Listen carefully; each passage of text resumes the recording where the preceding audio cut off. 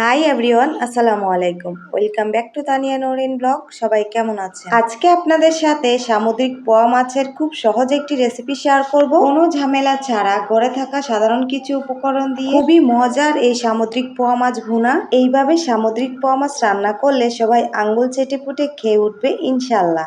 I hope আপনাদের কাছে আজকের এই সামুদ্রিক পোয়া মাছের রেসিপিটা ভালো লাগবে। আমি এখানে মিডিয়াম সাইজের 5টি পোয়া মাছ নিয়েছি।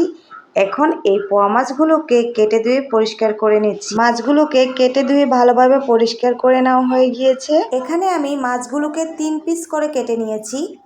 আপনারা চাইলে 2 পিস করেও কাটতে পারবেন।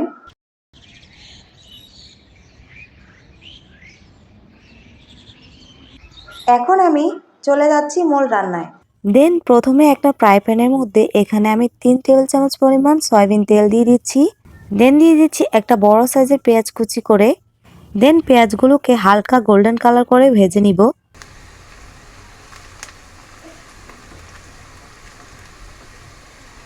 পেঁয়াজগুলো যখন গোল্ডেন কালার হয়ে আসছে তখন অ্যাড করে দিচ্ছি 2 টেবিল চামচ পরিমাণ রসুন বাটা।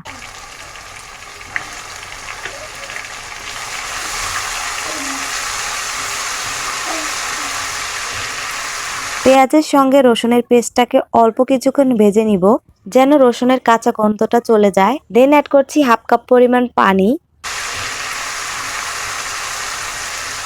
এখন আমি মশলাগুলো অ্যাড করছি। দিচ্ছি 1 টেবিল চামচ হলুদ গুঁড়া, 1.5 টেবিল চামচ লাল মরিচের গুঁড়া। দেন অ্যাড করছি 1 চা চামচ ধনিয়ার গুঁড়া, স্বাদ মতো লবণ, 1 চা চামচ জিরার গুঁড়া। এখন সবগুলো মশলা একসাথে ভালোভাবে মিশিয়ে নিচ্ছি। এই পর্যায়ে মশলাটাকে ভালোভাবে কষিয়ে নিতে হবে।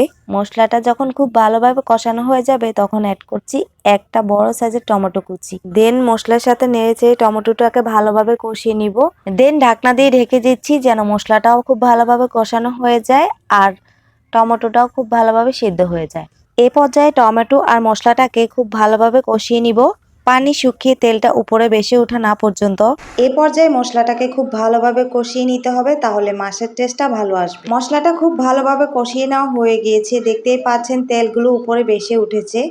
এই পর্যায়ে আমি মাছগুলো উপর দিয়ে ধীরে ধীরে এক পিস করে মাছগুলো দিয়ে দিচ্ছি।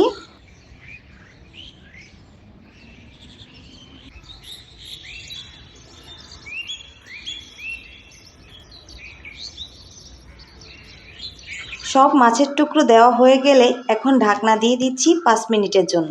5 মিনিট পর ঢাকনা উঠিয়ে আলতো হাতে উল্টে দিচ্ছি। মাছটাকে আলতো হাতে উল্টে পাল্টে দিতে হবে, বেশি জোরে নাড়তে যাবেন না, তাহলে কিন্তু ভেঙে যাবে।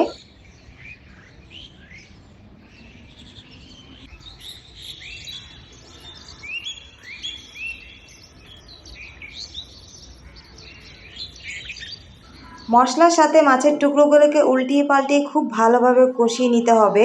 এ পর্যায়ে একটা জিনিস খেয়াল রাখতে হবে, মাছগুলো শক্ত হওয়ার পরে কিন্তু উল্টে দিতে হবে, তা না হলে কিন্তু ভেঙে যাওয়ার সম্ভাবনা রয়েছে।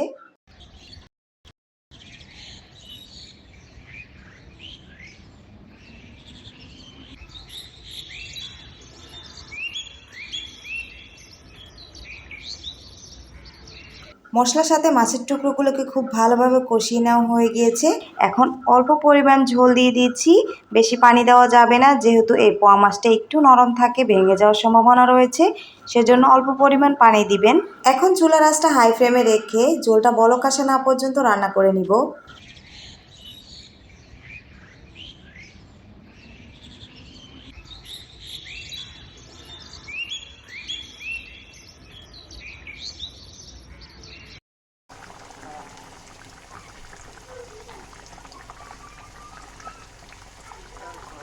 এ পর্যায়ে মাছের উপর দিয়ে দিচ্ছি 4-5টা কাঁচামরিচ ফ্লেভারের জন্য।